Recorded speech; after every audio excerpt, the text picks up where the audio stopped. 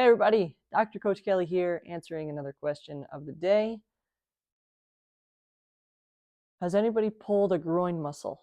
This was from a Facebook group. Has anybody pulled their groin muscle, and what have you done that's helped?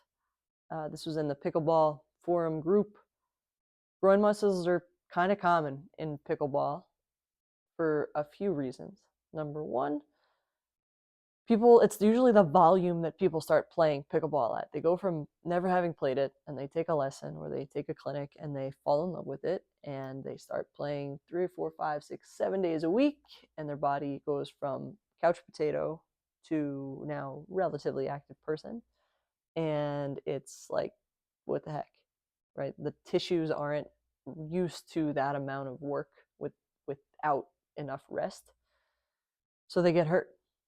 That's like the primary way that pickleball injuries happen, at least from what I've seen in the office and in the clinic here. So what happens when you pull a muscle? Go watch my other video about peace and love. But the old adage of RICE, rest, ice, compress, elevate, is kind of out. It's a little outdated now. The new acronym is peace and love. And peace stands for protect, elevate, avoid anti-inflammatories, compress, and educate. Those are the peace components. And the love stands for load, optimism, vascularization, and exercise. That's the love part. Peace and love is how you get stuff better.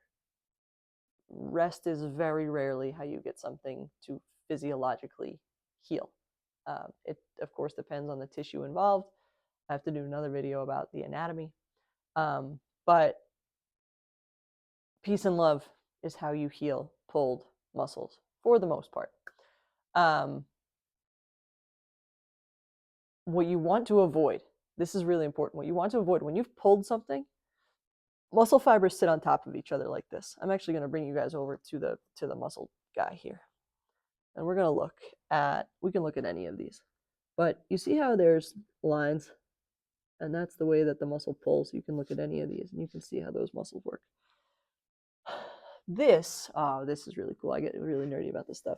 This is the cellular level of muscle. And basically what happens is these tiny little cells, these tiny, tiny, tiny little cells here, get bunched together into a bunch of cells. And then that bunch of cells get bunched together in this bunch of cells. And that bunch of cells ultimately looks like the muscles that we're used to seeing. These get a ton of blood flow. That's why they're red. They get a ton of blood flow. Muscles are really good at healing themselves because they get a lot of blood. You need blood to heal stuff, okay?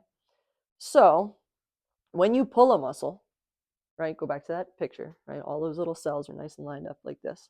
When you pull a muscle, you overstretch those cells. Now remember, they're very good at healing themselves. Very good. So if you leave it alone and you peace and love it, that stuff goes back no problem. Muscles are very good. They're designed to break down and then heal again. If you pull a muscle and then you say, ooh, let me stretch this, we pull those muscles further apart. We pull those fibers further apart. You don't want to stretch something that you've pulled. You want to peace and love it.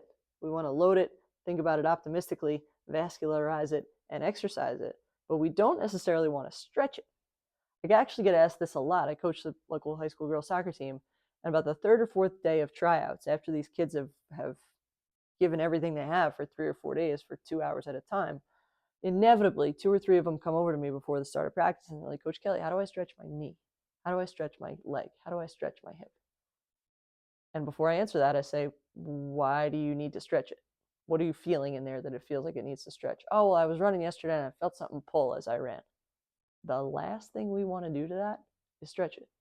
We're just going to pull those fibers apart. Think about a paper cut, right? If you got a paper cut, you would push the skin closer together and you'd put a Band-Aid over it. You wouldn't pull it apart and say, oh, I wonder if this is going to help it get better. It wouldn't. There's no way it would help, right? You do not want to stretch a pulled muscle. We want to vascularize it. That's important. We want to get blood flow to the area. And a really easy way to get blood flow to the area is we can massage it. Massage will do really superficial vascularization.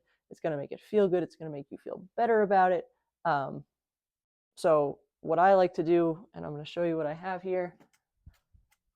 This is called the stick. You've seen a version of this probably in TJ Maxx.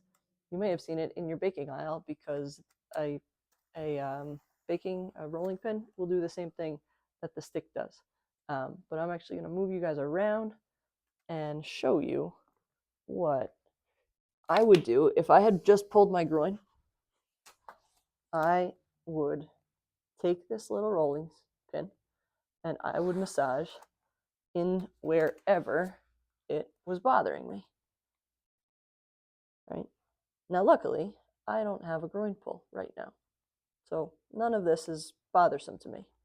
If I had a tight muscle, if I had a spot that, there we go. If I had a spot that was tight, I'd spend a little extra love on it. Now listen, you could take this thing and go down to your calf, and everybody's going to have some kind of tightness in their calf. So you can find an area like I just have, and you can hang out on that area for a little bit. And what this is going to do is it's just going to bring blood flow to the area. You're not mechanically pushing anything. You're not changing the composition of a muscle. If you were, every time you sat down, you'd stand up and your butt would be flat. Don't let anybody tell you that rolling or stick massage is going to change the conformation of your muscle. It's not.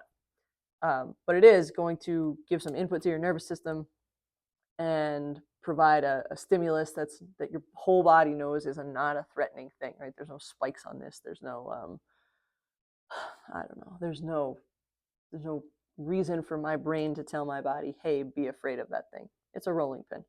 But it is going to help stimulate the muscles and the nervous system in there and ultimately allow me to do the love component of peace and love, which is load, think optimistically, vascularize, and exercise those places.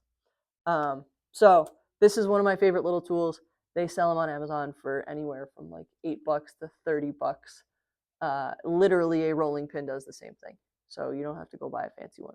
But it's a good little tool to have. It doesn't take up a whole lot of space, and it can be really helpful in muscle pull type of injuries.